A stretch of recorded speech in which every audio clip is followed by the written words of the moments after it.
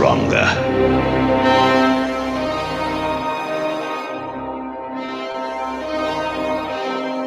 Hello, everybody. Welcome back to the Sith Council. Here on the SEN Network, it's this little Star Wars show that we do. Lots of stuff going on. It's bright in here today. Yes, what a day. What a day it is. It is Wednesday morning, and we have the whole council back today. We have the whole council back. Last week we were without Steph Sabraw. Well, not this time, everybody. She's back. That's right. Happy to be back. Happy to have you back. And Jimmy Chicks is here. You got that right, buddy boy. It's good to see you there, Chicks.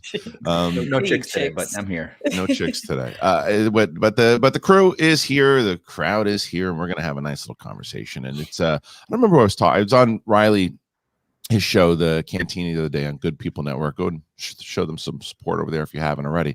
And I was on his show, and we were talking about just how right now, talking about Star Wars, obviously it's always fun, but it's like right before the big wave of news, right? Yeah. We had like a little taste of it last week with the Obi Wan cast stuff, but you know, we got Bad Batch coming up, and then Boba Fett, and then Mandalorian, and then Obi Wan. It's like it's going to be just like this tidal wave of stuff. I can already see it.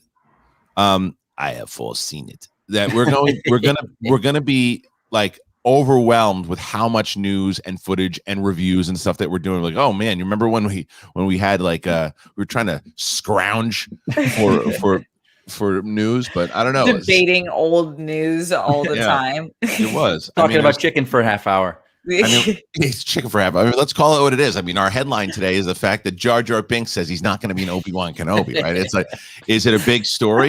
Not necessarily, but it could be a fun topic to talk about nonetheless. And we're going to do that. Nonetheless, and a great many things. We will be talking about all that stuff today. There's some fun stuff we're going to be talking about. There's a new book coming out about the Skywalker family. There was a Republic Commando trailer, and then they did a set walkthrough of Obi Wan. But the big thing for me, I was going back and forth though, to be honest with you guys, about who's that? That's me again. There was, but I was going back and forth with what I was going to make the main topic, and it was either this Jar Jar thing, because it makes sense that of where he was in because I believe he's in the Aftermath novel, and the third one, and the chat will tell me if I'm wrong, but I believe when you finally see him of this kind of sad sack that he's become, he's on Tatooine, kind of like juggling for kids. Unless he's on Naboo. No, I think he's on Tatooine, and I think it's like 40. Yeah, he's an older Jar Jar, and more likable for sure. He's a clown. He's a clown. Like they basically like a fitting tribute to the man. It's what it was. He's just kind of he's punished for the fact he put Palpatine in power. You know, he's I'd say he was the architect of that. Yeah, he's stupid ass. And but I'm pretty sure like I said, I think so someone says it's Naboo. Either way, he's just kind of thrown to the side. So the question is, well, you could see him making a return to maybe go see what's going on with Obi-Wan. This tone of this show is going to be, I think, the darkest tone of any Star Wars show or any Star Wars material that we've seen, because of the sadness involved in all of it. So you can't have him involved. Does anybody disagree? No, I don't disagree at all. I don't know. Like I was reading the articles when I first saw it pop up, and I'm like, is this fan speculation? Did someone hint at this? I was like, well, he makes absolute zero sense to show up in this thing. Like, why would he? Unless they changed unless they wanted to reintroduce Jar Jar in a way that kind of like retconned his like the way he was represented in the films, because I know that a lot of people like the way Jar Jar was written in books and other Star Wars content, and just not represented as well in film. But some people still think that it could be a lie and that he could still show up, but with Qui-Gon, but I don't think either of them are. Maybe Qui-Gon is a Force ghost. Yeah. I'm putting everything I own on the fact that Qui-Gon's showing up. I forgot about I'm putting, because he's got to show up, because he's the one that teaches Obi-Wan how to force project. He's the one. So that to me is that's a given. Jar Jar is not necessary. and I think that it's also, if I'm Deborah Chow, I'm like, I don't know if I want to do that. Like, what I don't know. Oh, you hear that screenshot? I'm doing screenshots of the super chat. Can you guys even hear that or no? No. Oh, good. I heard it last time. Yeah. Last time I did, but now you're learning how to force stuff there. I'm learning how to force blocked it. There you go. I just know Liam Neeson and Ahmad Best are the only ones who have been coy about it. Or Ahmad now tweeted that he's not doing it, but we still haven't heard anything from Liam Neeson. But I think that will just because it's a surprise. I don't think we will hear anything from him. Yeah, you shouldn't. Everyone, when that cast list came out, they're like, oh man, no Liam Neeson. Why in the world would you spoil that? Like that's what I wanted to say. You and I were talking about the cast list last week, and then after our show, I saw a lot of comments like, Neeson wasn't in there, and I was like, you're not going to be on there. He shouldn't be. You're not going to put him on there. Yeah, this should not be. He's not going to be a major part of it, like those other dozen characters that were shown. But that's the thing. That's the surprise. Yeah, it's like one of those, what do they call it? The worst kept secrets. Yeah, I mean, that's what that's going to be. It's a different scenario on both these characters. The first is with Qui-Gon. You're going to be waiting for him to show up because he's got to connect to the Force somehow and show Obi Wan how to do it. And it was set up in Episode 3. And if they don't do it, it's going to be another wasted opportunity where they had this whole thing with Plagueis where they had an opportunity to do that and they didn't do it. They didn't do anything for Rise of Skywalker. They just kind of ignored it. This is set up in Revenge of the Sith of go. Yoda's telling him, go connect with your old master. He's going to show you the ways and how to do it. And then it's so that would make sense eventually when you see that scene. Plus the fact it's going to be one of those moments as big as the Luke, probably not, but in the same neighborhood. In the same neighborhood. So why would you spoil that if that's one of your big reveals in like Episode 2 or 3? Because that's what everybody will be tweeting about. That's what everyone will be talking about. That's what we'll be talking about on this show. It'll be over 20 years since we've seen him in the role. Really? I mean, he was live action. In live action, yes. So he was. So when he shows up, I think it's going to be a big moment. If Jar Jar shows up, it's just like, oh man, Jar Jar showed up. What's Jar Jar gonna do? He's gonna be there for stupid comic relief, and he's gonna just bring down the whole moment of it. Unless it's like, oh, there he is juggling tomatoes in the back. It's like, oh, great, he's juggling. Jimmy the Juggler over there. Look Jimmy the Juggler, and he's got space potatoes, and he's just like, oh my god, that would be insane if they brought him back for one scene. Just that, and then and he's just like, hey, remember me? And Obi-Wan's like, nah, I don't know who you are, and he just kind of walks by him like that. That's okay. I'm fine with that. Space potatoes. That's the spin-off show, Space Potatoes. I'm just so surprised. Like, I know there is a huge population that do love Jar Jar, that grew up with the Clone Wars or grew up with those early prequels. Like, I don't know. I'm surprised they haven't spun him off on like an animated show, like the droids that they're doing, like something like that. They could play with the character. The animation style would work great with his. He had a role. His movements. He was in the Clone Wars series. He did. Yeah. I think Jar Jar had his run, but I don't care if I never see him again. Here's something we haven't talked about at all, and I see this in the chat room right now, and I'm shocked that we never brought this up. Do we see an Ian McDermott appearance in this show with the Emperor?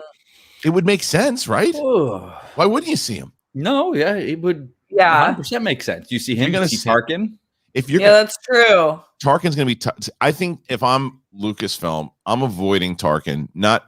Because it's unless what was it? It was just something else recently we saw. It was another de-aging thing that we saw, another deep fake thing that we saw that looked really good, and the technology is getting better. But that one, yes. But then I saw something else recently. I can't remember what it was, and it's like it's getting better. Yeah. I just don't know if I would mess with that. I don't think it's necessary to mess with that. I mean, but if you have Ian McDermott there. And because if Darth Vader was just announced as like he might show up, or like what they did with Liam Neeson, he's announced as one of the cast members, right? Christensen, so he's going to have a larger role. One would assume, and he probably has a conversation with Ian McDermott at one point, and it's just like, "What have you found?" And even if it's one of those things, I'd be like, "That's great!" Like the Empire Strikes Back kind of conversation that they had, like something along those lines. Great. I can't believe we haven't even thought about that. Now that it's brought to my attention, I'm like, there's no. it's so very possible that he's having a conversation because this is at the years where they're really building that master connection. I can't believe that we didn't think about that. And you don't have massive. Vader in a vacuum, by himself, not talking to anyone, doing missions. Like, he's got to be in scenes with people other than Obi Wan to get to point A to point B and whatnot. So it makes sense. Yes, and even if he's sneaking around. And even if he's sneaking around because he's done that before in the comics. He's done that before in the comics. He's trying to do things that the Emperor doesn't pick up. Right. It doesn't mean that he wouldn't have any contact. He's trying to build out the Empire. He's trying to hunt down Jedi, and Palpatine's the guy who's telling him to do that. So it's crazy we didn't even think about that. It's crazy. That was the first time that I'd ever even. Yeah, it's very similar, Mike, to the conversation that we had about Luke. It's like if he shows up, it would make all the sense in the world. It's not like, oh, here they go. They're putting the Emperor in it because they need somebody. No, it makes sense. The Emperor 100% fits with Vader to be in there. Yeah, I can't believe we even thought of that. I know. And someone says Jimmy Smith's appearing is probably a definite as well. You think so? Yeah, man, for sure. Really? You think so? Yeah, because he's Rogue One. Think about Rogue One. Because you established that connection because you showed how much that Organa relied on Obi Wan and the connection that they had because he tells Leia, "You got to find Obi Wan. You got to be like they've been in constant communication." And then Rogue One, in that when he hints at Obi Wan, he's like, "No, I got to." He's like, "What about your friend, the Jedi?" Like he's been talking to him. So okay. You know what I mean? Like it doesn't necessarily have to be this thing where he either shows up. I don't think Obi Wan's going to stay on Tatooine for the whole series. I think he's going to go off. No, I think he goes off. I think. Yeah, I think he goes off. Yeah. Maybe that's the whole crux of the show is him having to go off and kind of break this. I got to do this. I'm secluded out here. They can't find me, but crap, this is going to cause some problems, but I got to do it. Right. So no, someone's asking it wasn't the Coming to America DH. I've talked about that one for sure. And that if they can get that going, yes. But there was something else I saw recently. I was like, oh man, that was pretty good. Also, was it something inside of?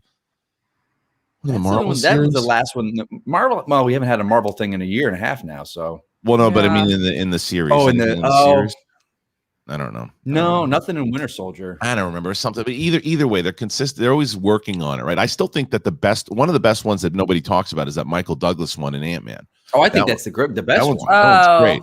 Yeah, Kurt Russell. But again, you got to remember that's the Michael Kurt Douglas thing. Okay. That's a minute, if that. It's fast. And that's what you need. But that's if you're going to do that with Tarkin, then maybe that's all you need. And someone also said, but someone also made a great point that in episode 3, they cast someone as Tarkin, and if it's only 10 years after episode 3, if you can use that guy again, and granted that guy's 15 years older than he was back then, but either way, maybe that's something we can do. So if you need him, I just don't think you need Tarkin. I don't think you need him for this particular story.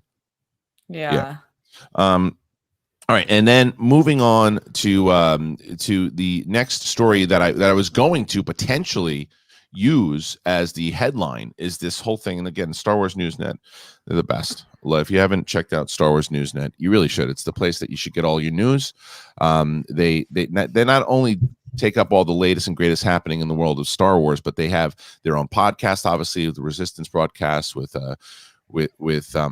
Lacey and John, and it to me is one of the it's a really, really great show. You should go and check that out. But Star Wars Newsnet has all these stories, and Star Wars Heir to the Empire is kind of the top billing here when you see this. But El Rey is going to release the Essential Legends collection, and so here's the news.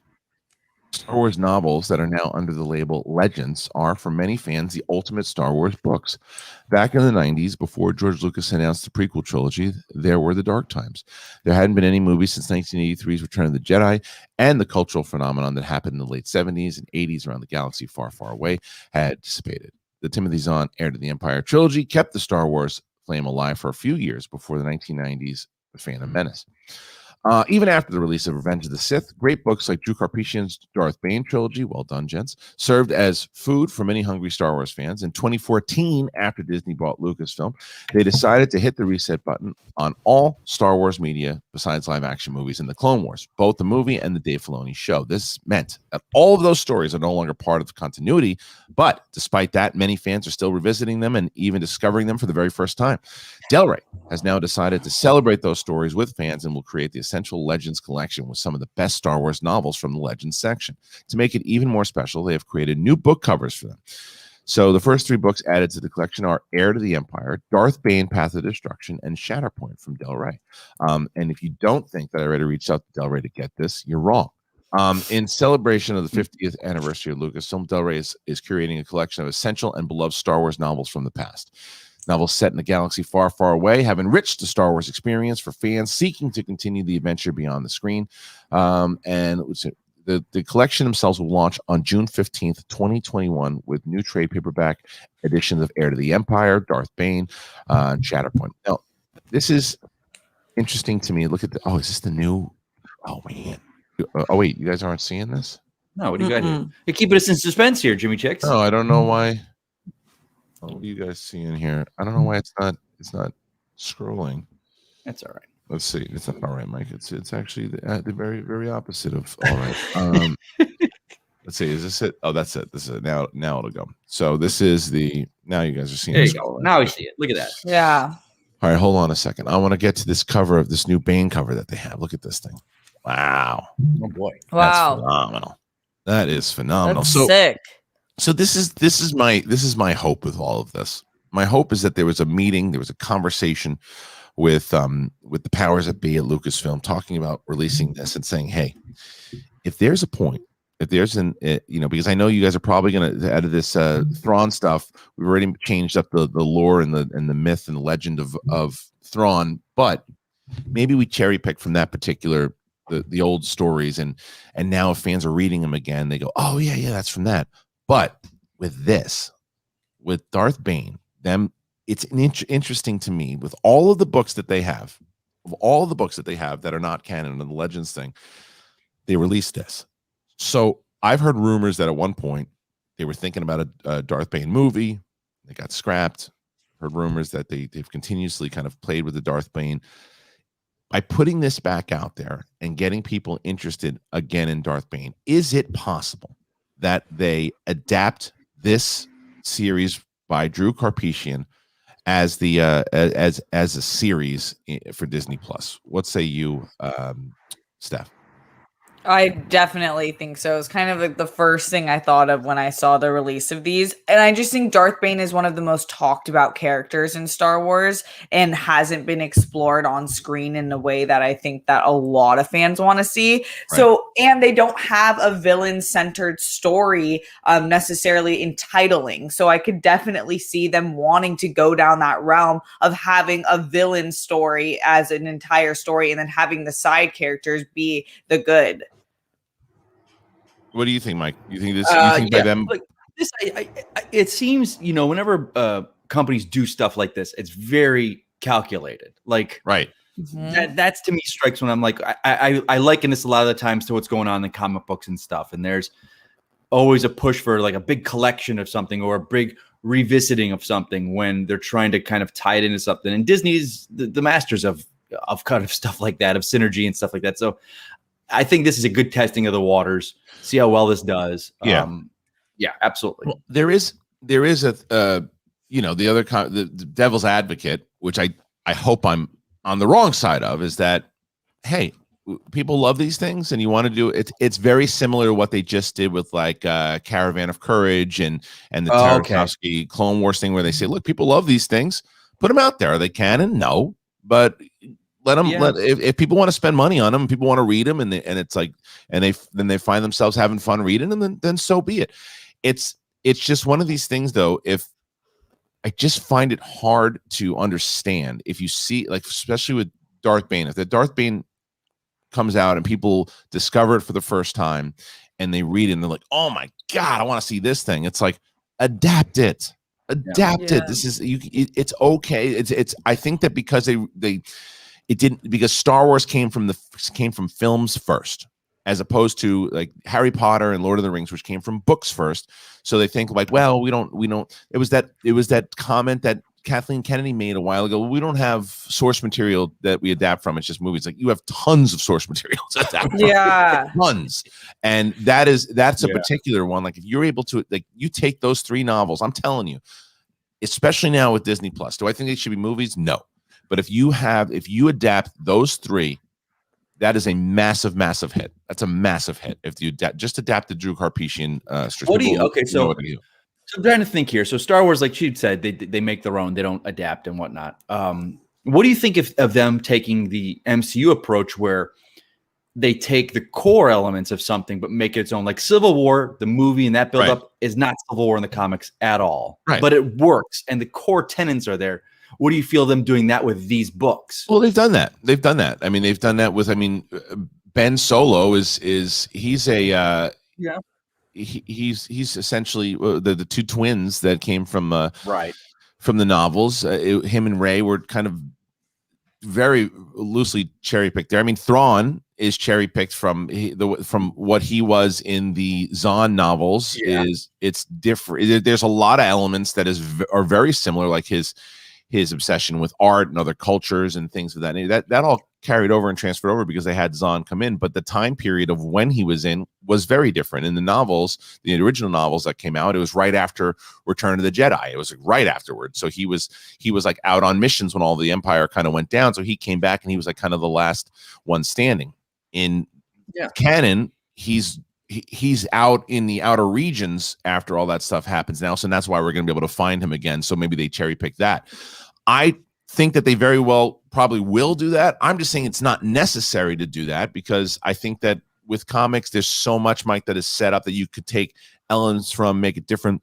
These novels and because of series that are going, you could adapt these, and you always change things. Even if you look at the Harry Potter novels, they're significantly different from like the movies, right? Because they have to be. I just think you can do, like, I used Percy Jackson as the example. Like, my daughter loves She's a Percy Jackson fan, loves the novels, like has read like so many of them, and she liked the movies because she's a kid, she watched it, but she's like, this is very different. The series, the author said, I can't wait for the series because my vision was not there, because it was all butchered, because you only have so much time in a movie. You're going to see so much more detail, and I think that's what would happen if you adapted a novel from Star Wars. Yeah. I also think that Star Wars hasn't hit as hard novel wise as a Harry Potter series that just swept the nation. So I think that them making this titled Legends, I think they're going to keep doing these marketing moves throughout the years to see what hits in terms of their books, and this could be one where they're throwing it out and seeing, do new readers start getting attached to these, because we're designating these as the Legends ones, try to get them really popular, and then see if that makes sense for adaptation. It does. Well, the other reason why you'd be able to do this is because it's Legends and you can play around with the lore, and it doesn't connect into anything that was already set up. But the difference is it also takes place around 1,000 years before the Phantom Menace. So there's always ways to maneuver stuff. And Darth Bane is canon. When you go and you look at, I think it's season 5 or season 6. So how many seasons were there total of Clone Wars? Was it 7? I don't remember. If there were 7, the last one was 7. It was last one was 7, so it was 6. Yeah. So the end of season 6, Yoda is he is basically going through this entire mission on his own, and encounters like a dark side version of himself, and he encounters Darth Bane. I think he's on Moraband when it happens, and a lot of the stuff, Mike, going off of what you just asked beforehand, right, was like the rule of 2 was in comics and novels always created by Darth Bane. They made that canon because Darth Bane, who was voiced by Mark Hamill in that episode, asked Yoda, like, do you know who I am? He's like, yeah, you're Darth Bane. You created the rule of 2. In the novel, which is incredible, you see the rise of this guy, and he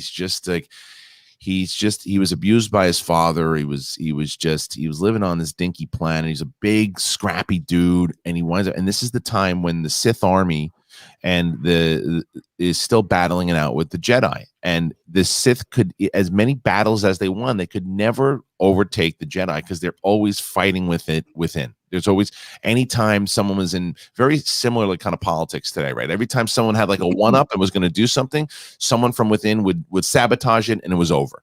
And he just kept seeing that, and he was getting more powerful on the dark side, learning more stuff, looking at holocrons from like Revan, and becoming more powerful, to eventually, in one of these big battles at the end, he says, screw this, and he turns on he destroys the entire Sith army. He kills everybody, and the Jedi think that they won, but he kept it alive to make sure that he knew that he was going to have the power, and then he needed to train someone that would crave the power and eventually kill him and take over. And that's fascinating to me. That's the Sith lore. It's so funny that, because I'm one of the proponents that probably outside of the two of you guys, or against the two of you, that feels like I don't want to see any Sith, Jedi, lightsaber stuff anymore. But this stuff is so different from what we've been given. Yeah, it just is so different, and it's fascinating. Like, this is kind of, if they did that, that would be something I wouldn't have a problem with. Yeah, or would be excited to see. So that says something. Sith lore is not explored enough, in my opinion. We never get to see Sith training. We got like one scene with Ben. It really wasn't even it. So I think that it's just a missed opportunity not to dive into that, because there is so much to it. I'm so shocked that they never went back to Moraband. And I thought when it opened up and they were on Mustafar again in the beginning of Rise of Skywalker, I could have. It made so much more sense to me that Palpatine would camp out on Moraband, and it's like, but they never even explored it. So I figured that you really explore it. It's almost like ancient Rome.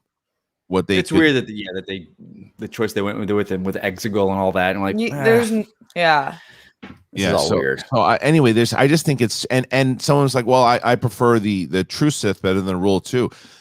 Look, maybe so. That's going to be like the age-old kind of political argument, right? It's like, was it better before Bane or after Bane? Like, could they have done it as a full army? But let's see that. Can you imagine again if you go back into this Darth Bane series and you turn this thing into like the Old Republic, Game of Thrones type series, and for the first 2 seasons are just the understanding and establishing of the dynamic of the Old Republic, the Jedi versus the Sith, and all that stuff that's happening, and you establish all the Jedi characters and all the Sith characters. You establish all that, and as it's starting to go, you introduce the character of Bane, and you watch his rise, and you watch all this stuff, and by the time you get to season like 2, the season finale of 2 is when he wipes out all the Sith, and it's like you're like, wow, where are they going with this now? And then you see what he starts to do. You want to do yourselves a favor, by the way, when this is how I did it. Like the Emperor Palpatine kind of Sith theme. Listen to that in loop when you read the Darth Bane. It adds so much to it. It's incredible. So anyway, that's a lot of fun. All right, now before we move on, I wanted to tell you guys, I told you guys last time, this is very, very interesting, and I'm very excited to be working once again with MeUndies. And if you guys didn't know about MeUndies, it is like back in the Schmoes No days, we were with MeUndies. That's all I've been wearing for years, are the MeUndies, since we had the sponsorship with them back in the day, and I just kept continuing to use them, because MeUndies believes that comfort, it's more about what's just touching your skin. It's about feeling comfortable in your skin. And you guys are badasses. You guys know that, and what you wear should represent that. And that's why MeUndies, it doesn't only use a sustainable, breathable, soft as hell fabric, but they also give you endless styles to choose from. It's total comfort inside and out. And here's what you should do. The beauty of it is, what are you guys wearing at the moment? Because sometimes if you're sitting and you're uncomfortable, like, it just does the trick. Don't let it just do the trick. Do you feel like you're sitting in a heaven cloud? No, you don't, but you should. And that's what happens with MeUndies. How much more fun would you be having right now if your underwears were covered in Star Wars lightsabers, or you like food? I know Steph loves sushi. Yeah, she's you watch World Girls. You should see what they did with those sushi rolls. Well, you can have sushi rolls on your underwear. That's exactly right. And you'd feel just a little bit like you guys.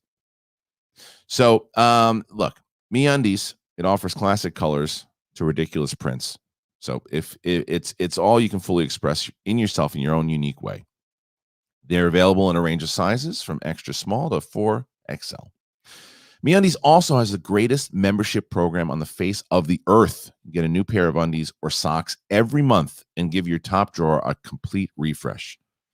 Members get discounted pricing on everything MeUndies makes, as well as early access to major print launches. It's got a great offer for Sith listeners. For any first-time purchasers, you get 15% off and free shipping. Did you hear that? 15% off, free shipping. They also have their problem-free philosophy. If you're not satisfied with any product for any reason, they'll refund or exchange it. No caveats, no questions. Here's how you do it. I'm going to put this in the chat room and I'll put it in the description. To get 15% off your first order and free shipping, this is what you do. You go to MeUndies.com/Sith. MeUndies.com/Sith. So go and do it. I love it. I love MeUndies, and you guys will too. So, yeah, you guys should all check it out. You should all check it out. It's good stuff. All right, let's move on. Let's move on, ladies and gentlemen, because we have more stuff that we're going to talk about. Mike, did you see this? You see this trailer that I sent this morning? Yeah, that's the game, like the game, right? Yeah, that's the first. Yeah. This game, that was one of the ones. I mean, come on, that like those games. It was weird. Like they went through a weird period there, but they were always like good games. They were always that they came out. I think the problem with the Star Wars games for so long is they would announce new ones, or the new ones were in development and then it got dropped or something happened. And so there was this roller coaster, but the ones that they would come out with were just so damn good. So I'm excited to see this. I'm always a little trepidatious when they're remastering and stuff like that, because they're remastering Mass Effect. And I just watched a trailer for that this morning. It's like that thing, you know, and this is different, but when you go back and like, oh my God, I can play Mario again on my PS5, and you play it and you're like, boom, boom, boom, boom, people don't, and I'm like, okay, I can't play this anymore. But this one I'm excited for. What do you think? What do you think? I know, Steph, you're not like the big gamer, but did you like the trailer? Yeah, hell yeah. I remember when this game came out and it was way different from any Star Wars game that had been out. And I do the video that I saw of it looks really fun. I really actually want to get this one. This one I think I could be good at. Yeah. Like I like and two, these were those novels, the Republic Commando novels, because they came out right at the same time of the game. And Disney's not Disney at the time, but Lucasfilm, they're so good with synergy, like building upon things. So I remember going into those novels because you want to know about those characters. That was like, I think it came out mid 2000, like 2005, 6-ish, 4-ish. Around that time, and man, they were great. So I mean, that's 15 years, and that's a lot of work to remaster a game. You gotta. That shows you how much they love the property and know how much the fans love these things. To remaster a game is it seems to be a strategy right now. Is what they're doing again, using Caravan of Courage and using now the Darth Bane stuff, and now using this. Like, so this is the overall story for those people. People are wondering, like, what are you guys talking about? Republic Commandos. The designs of those commandos were the coolest damn things. So cool back then. They were just awesome. Well, here, the Clone Wars have begun. Your squad is the weapon that can end it in Star Wars Republic Commando. The squad is your weapon. Lucasfilm announced that Star Wars Republic Commando is now available for digital purchase on Nintendo Switch and PlayStation 4 for $14.99. It's the classic first-person tactical shooter. It's back now as a single-player experience for today's modern consoles. Here's the nostalgic and moody trailer. You can see the trailer. I'm not going to play it because we don't want to get demonetized. Chaos has erupted throughout the galaxy. As leader of an elite squad of Republic Commandos, your mission is to infiltrate, dominate, and ultimately annihilate the enemy. Boss, Fixer, Scorch, and Sev, better known as Delta Squad, they're back. Your squad will follow your orders and your lead, working together as a team. So this is it was announced in February that they were going to do this, but it's pretty great. It's pretty great that they're doing this for sure. I think that this is a new strategy, and I like the strategy. It's kind of funny because it's kind of like a precursor to Bad Batch. That's what it felt like back then, because like Scorch is the guy I always played with, and it just that kind of like scratches the itch that I love about Star Wars. That whole Republic Commando era of Black Ops, these special teams, that was just awesome. So, and I love the fact that $15 they're not charging you $30, $40, $50 to do a remastered game. So and I think it's smart business because I feel like they're in a section of their games where they don't really know exactly what direction they want to move in. Right. And so this is smart money wise to go back to a game that everybody loved, that was dark and different, and remaster it. Yeah, and it's $14.99 as opposed to that's $60 that you pay for like new games. Right. So and if you want to revisit it, and it's a new way to introduce it to people. So I think this is It's a good idea. Win-win. You know, here's, by the way, you go to Star Wars Newsnet, and what's that? MeUndies. Look at that. Hey. Look at that. And then Yoda's all over there. Yeah, man. Grogu's over there, and see? So we're not the only ones. Catch on, peeps. MeUndies. Grogu undies, yeah. Yeah, see? Go out on a date, person you're hanging out with got Grogu on their pants. I mean, that's a stealer. That's a conversation started right there. De la vie. All right, so here's some other stuff. Now, Star Wars Vintage Collection. This is now streaming on Disney Plus. Now, we heard about this. We talked about this, and I'm gonna be lying to you if I tell you that I'm not gonna be watching those Ewok movies as much as I can. I will use the word cringe, which I don't like to use every time Bibiani brings it up, because he just does it. He just does it to poke. He, like, even yesterday when they had this whole thing, he does it just to be Bibs. Like when they held that whole thing yesterday of if you'd only get rid of 3 of the franchise. Oh yeah. Of course he puts Star Wars and he tweets it at me because he knows I like Star Wars. Of course he does. Oh no. It's just because I just don't like it. He's that guy that goes, I know you like this, but I'm going to tell you I don't like it. And he loves the Ewok movies. He loves the Ewok movies, and you guys can love the Ewok movies too because yeah, go ahead. You know what you should do? I think you get a big match for him, a big number 1 contender match or something, and throw one of those Ewok questions at him and see if he actually don't tell right. anyone. Don't tell. The other competitor doesn't get it. He just gets it, like it's his 3 or something, and see how he feels then. Yeah, there's a high chance he's listening to this right now. I know. It's true. It's true. But and I think he's whether or not he actually watches the Ewok movies since they've been on. I will tell you, he probably had, for someone who stamps the ground and loves those movies as much as he says he does. There's no chance he's already watched it. He's like, well, because I don't have Disney Plus. I bet you that's. He probably owns them. He's probably got like a VHS cassette that he got at a convention. He probably flew to London to go see them in the theater because he's very aware that they came out in the theaters. In a surprise move, Disney Plus is making available a galaxy of earlier Star Wars content that's deemed legends by George Lucas or Lucasfilm after the sale in 2012. Among these offerings are some of the most beloved and rare content from a galaxy far, far away. Disney Plus gathered all of these under one banner called the Vintage Collection, not to be confused with the Hasbro line of 3 3/4 action figures. Though more on that in a minute. Among the movies and shows available today is the Story of the Faith Wookiee. I've never seen that. The animated excerpt from the infamous 78 Star Wars holiday special. Oh yeah, there you go. Also included, this is the one that I'm excited to revisit, to be honest, is the Clone Wars, the one, the Tartakovsky ones. Yeah. Oh, they're so good. They're so good. And it leads into Revenge of the Sith so well. Yeah, this is definitely the best one. The fact that they distill those down, what were they, like 3 to 5 minutes each? Like, something like that. Yeah. The fact that they could tell a great story in that time just shows how talented and how good the writers and everyone was on board with that. I mean, they really went in with Ewoks because there was a full anime. I don't remember the animated series in '85. It was like a full year of season of 1985 on ABC. They really went after Ewoks. Yeah, they really thought that was the move. I do like Ewoks though, but I wouldn't watch this. No, to be honest, I might wouldn't watch it. Couldn't be me. This is my favorite of all the stink made about this freaking Caravan of Courage. It's not even featured on this thing. No one cares, but it came out in London. If anybody knows, came out in London. It was in London, so it should be in the Star Wars division. Okay, so now we're gonna get to you guys. You guys have submitted questions throughout the week. We are very dependent on the Apple Podcasts and Spotify.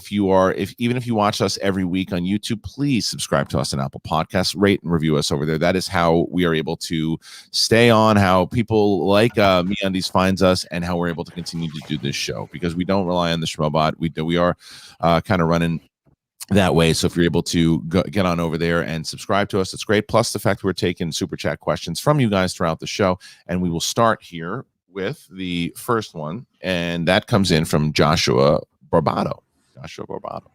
Joshua says, going back to Jar Jar, I disagree. The dude lost his status as a senator. Everybody in Naboo hates him. He's all alone, and on top of that, he's with the circus getting tomatoes thrown at him, juggling for food.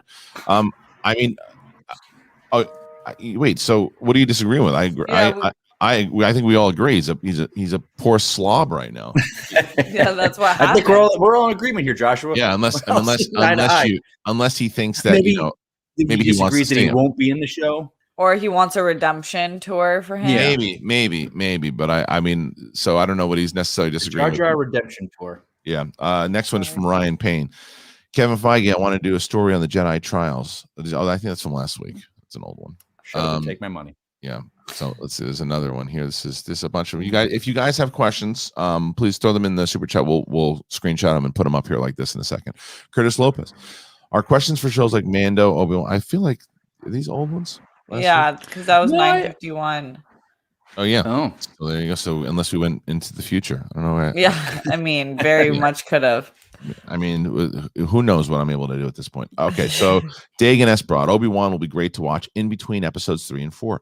Have any of you done a rewatch of everything in order, including the shows? And do you start with episode 1?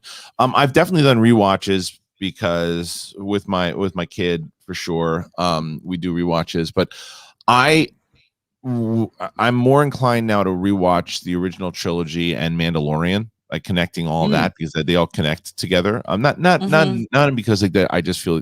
I mean, I do feel this way. That to me is those are my favorite pieces of Star Wars, and I throw Rogue One in there too. I think all those connect very well. But I will probably watch, and not probably, I will rewatch both the prequels and the Clone Wars leading into Obi Wan.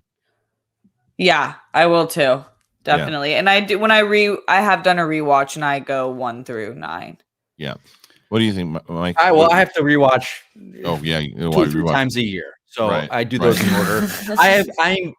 If I do rewatch, and when I do, I separate everything else. Well, this is great. It has to be the movies for me. And this is great. Clone Wars, of course. The movie gets thrown in there because that's a great transition, though, Mike. Because you got as we saw last week, Alex Damon defeated the Barbarian in an intergalaxy match, and now he gets you in a #1 contender match. You guys have played before, but you know when you go up against Alex Damon, like he spun Star Wars in that match, and that's all she wrote. You know, so like you've got to be able to because the chances of him missing one of those questions are slim to none. However, if you spin that.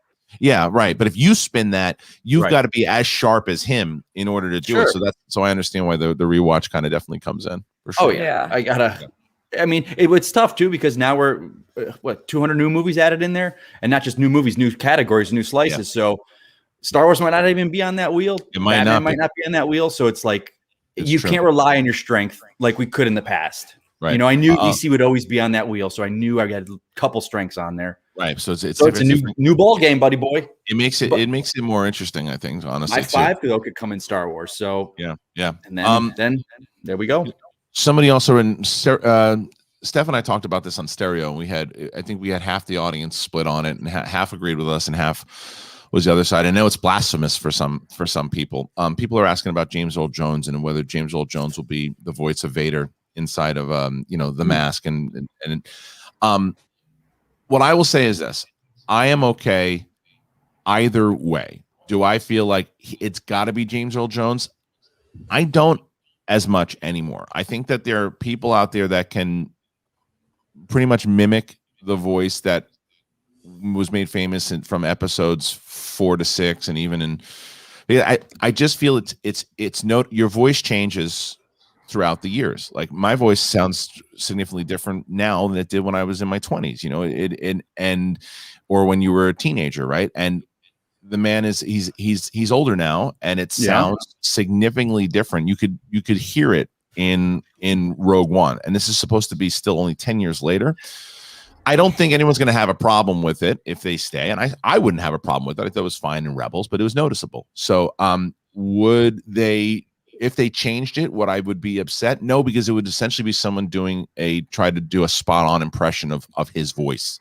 So I would be okay with it, but I also would be okay if they decide to get James Earl Jones back. Now, what do you say, Mike? Steph, you got something to say? I'm sorry. I didn't mean to no, I think if they can do it, if he wants to come back and they want him to come back, and it doesn't actually, it's not a huge problem, like noticeable problem, I think do that.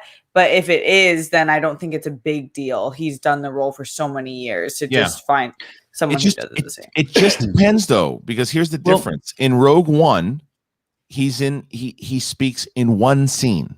Yeah. In Rebels, he speaks a couple different times, not a lot. 3. Yeah.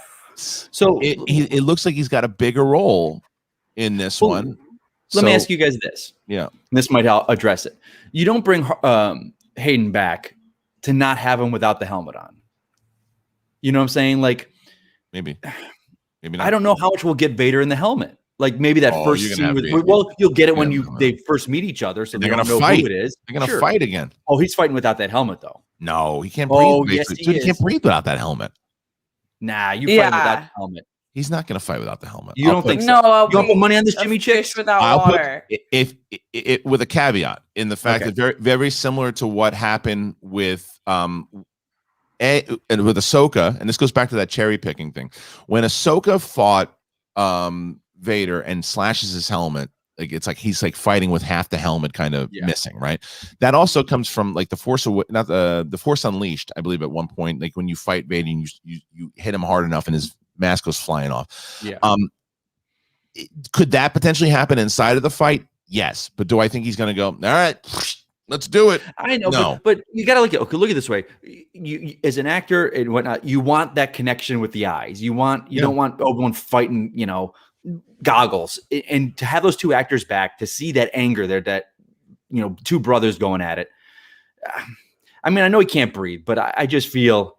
I think that you're going to have again. He's going to be at the height of his power at this point, so maybe he takes that thing. He's not like he is in Return of the Jedi, where he's like, take that thing off. He's like, all right, we're going. I'll show you how badass I am. I'll hold my damn breath for 2 minutes and fight you. It also could add to the fact that he's even more effed up because of the fight that happens in this series, right? And the other thing that we, I think that I don't know, you're going to see. I think you're going to see a lot of different things that kind of happen with this. It's just, I think when you go back in flashbacks where you see Anakin and Obi-Wan, you don't have to necessarily. I think you're going to de-age Hayden a little bit, and that'll be easy. But that'll be easier to do. Like it's just a couple of wrinkles, a couple things. Yeah, so it's like there are face apps that I've seen people that we know use all the time. Yeah. That'll take makes it so they have no smile lines. It's just where'd they go? It's like they've lost 10 years with one click of the button, and like that can happen. That can happen again with him in this, because it's not like when you're trying to turn Michael Douglas into a 30-year-old man. You're turning a 40-year-old into a 30-year-old. Is he 40 years old? Or whatever it was. He's got to be, right? He's got to be close to 40. Is he that old? How old? Yeah, I don't. Yeah, wow. I'm sure. He was 25 20 years ago in the movie. It was 20 years ago. We saw him the first time. Just de-aging him by 20 years. It's not as hard in a flashback. And if they use some kind of effect, when it's flashing they back, could like tape his eyes back or do like the drag queen makeup. I'm serious. They tape back here. They could easily just do that, and that would help it. Yeah. He's not 50. Someone said he's 50. He's not 50. No, he's younger. No, he's still so 50 young. Years old. He's like 4 40 years old. Yeah, I don't see him fighting Obi-Wan without a mask, though, because I think he's like I'm gonna prove you two wrong. To Darth. He's Darth Vader. I feel like if he shows up as Anakin, then he didn't kill Anakin. He's a chicken nugget. He's burned like a chicken nugget. He looks like. Yeah, get your chicken for the show. He's 39. He's gonna be 40. He's gonna be 40 in 12 days. 40 in 12 days. So that's he's the same age as my brother. Yeah. Okay. Oh, so Jameson thought we were talking about Ewan McGregor. Okay, let's get to the next one. Lord of the Wands. Do you think that? Yeah, that makes sense. Do you think that Uncle Owen is? Do you think Uncle Owen in the upcoming Obi-Wan series could end up being Obi-Wan's partner in an action-driven plot, other than just a farmer? I do. I think that they could use him much, because that's the thing is, if you're gonna have Joel Edgerton in it, then that's an actor that you're going to want to use more than just having him be like the grouchy, you shouldn't just stay away from Luke. I think there's got to be some kind of reason because even if you tie into episode 4, when Beru says he's got too much of his father in him, he's like, yeah, that's what I'm worried about. It's like, let's see him be part of this whole thing. Let's see Vader, because he knew Hayden. He knew him from the prequels. So at what point because he had respect for him at one point, does he not? Yeah, so I'm trying to think, because he shows up, gives him the kid at the end, so he does know him. Like, we've never gone into the history of Obi-Wan and Owen, have we? No. And why they know each other. So they could be great friends. I mean, when we get to them in New Hope, you're like, oh, they don't like each other. There is history there that they are against each other. They have it's more Owen. Owen has a beef against them more than opposing views on everything. Yeah. So what happens? Like that's the whole thing. He said that there has to be a conversation in this series where Owen's like, he should have never left. Talking about Anakin, he should have never left with you. He should have never become a Jedi. He should stay with his mother. He should have never gone on that damn crusade. You know, he should. And then it all ties back. And he's like, you know what I mean? Like when he has it, you agree, Steph? Yeah, because you have to remind the audience of the guilt that Obi-Wan's going to feel because of what happened with Anakin turning into Darth Vader. And that, I think that character is the one to really tap into that and say, this is what could have been, but now we have this. Right. Yeah. So I think that conversation is going to come. I think that's why you bring in an actor like Joel Edgerton again. Plus the fact that when Joel Edgerton was cast in that movie, he wasn't the Joel Edgerton of today. He was just right. And now you don't hire that guy back. You just go, oh yeah, we played him in the first one. Really he's one of those people where when people are citing him, they're not citing him as a Star Wars actor. Right. Usually people are stapled by Star Wars. He's completely gone off and gotten more famous outside of Star Wars. Yeah, directing and writing and stuff too. So that conversation, it's got to go down. It's just like, because there's so much. This is why, and we talked about this last week, Mike, that when you have all of these shows, now you can tie into movies and plot holes and things that have happened in the other movies and go, well, that's why that makes sense. Because when you have this conversation between Owen and Obi-Wan, that when you go and you watch episode 4, you're like, oh yeah, I remember when Owen was pissed about that. Yeah, I remember that. That was a great conversation that they had. So, all right, moving on here before we got to sign off because SEN's about to start in just a little bit. Ryan Payne, I'm thinking more and more that we're going to have a moment where Obi-Wan finds a place on Tatooine that's strong in the Force, and he's going to have a Force vision of Anakin. I agree. I've been saying the same thing for a little bit, Ryan. I think that what's going to happen is that he's got to shut himself off from the Force. I mean, he's got to not in the way that Luke did it, and like I don't want to be part of the Force anymore. Like he's not going to do that. He's going to do more of the I have to shut myself off because you're going to find me. And I think he's going to have that exact vision that Ryan's talking about. It's going to go, no, wake up, dude. It's time to go. Yeah. So what do you guys think? Yeah. I think we're going to get a bunch of those flashbacks with Anakin, but that specifically. Yeah. Okay, let's go. Couple two more, and then we got to sign off. All right, here is Dre Thomas. I love the show, guys. Been Harloff fan since AMC appearances. Thank you so much. Do you think we're done with Luke? I don't think they have him get Grogu just to have that be it. Hearing Luke Academy thoughts. So I do not think that they are done with Luke by any stretch of the imagination. I think that a couple of things, if they start to bring him back into the Mandalorian again, it'll be similar to what we saw in that appearance, and he'll do the de-aging appearance and that type of thing. If they do go into a series, they have to recast. It is just too hard to do a full series with de-aging. Oh my gosh. What do you guys think? That would drive me insane if they did that. Yeah. And I don't think there's any need to do that. We've gotten so much of him, and I'm happy every time he pops up, but that would just be a disservice, I think, to the character. Yeah, agreed. All right, let's finish this up. We got Aaron, not that Aaron, the other one. No Jar Jar? Shut it down now. That's great. Shut it down. And then the last one here. Carlos Sosa, do you guys like that this is a limited series? I love that this is a limited series. Yeah. I love that this is a limited series because it essentially is a 6-hour movie or 5.5 hours, whatever it is, with a lot of detail. and it's not a story that has to continue on and stretch out. It's one story of my friend. I thought I had killed him, although I just let him burn in agony. I thought that he is, I thought he was gone. He's back. I need to try to get him back. Oh, he's too far gone. I have to protect this kid. That's the story. Yeah, that's the story. Mm-hmm. Yeah, there's no need to I love it's a limited edition, like limited series. Yeah. So anyway, the great show here today for everybody. I'm very excited about the stories that we did talk about and all the things that kind of popped up, and we have so much more to talk about over the next couple of months. There's going to be so much more. So thank you guys here for joining us today. Thank you to Steph and to Mike. Please check out yes sir SEN Live right now. Kate Mulligan hosting the show, so please go over there and support them. It's going to be a fun one. Bonnie says she's going to be on it. We'll see if that happens. So go and check it out, everybody. We'll find out. It's a big surprise. If you guys think, what do you think? Do you think I have an email that said Bonnie can't make it, or do you think I think she's coming? Okay, what do you think, Mike? I'll go the other way. I say she's not going. All right, I'm actually going to say this time I do think she is going to be on. Is she in Atlanta right now? They're back. No, she's in. She's here. She's in. That might change. So we'll see. But I think she will be there. We'll find out in just a moment. It's 3 minutes away from SEN Live. Thank you to Mike and Steph. We'll see you next time. Thank you, guys. I can feel your anger. It gives you focus, makes you stronger.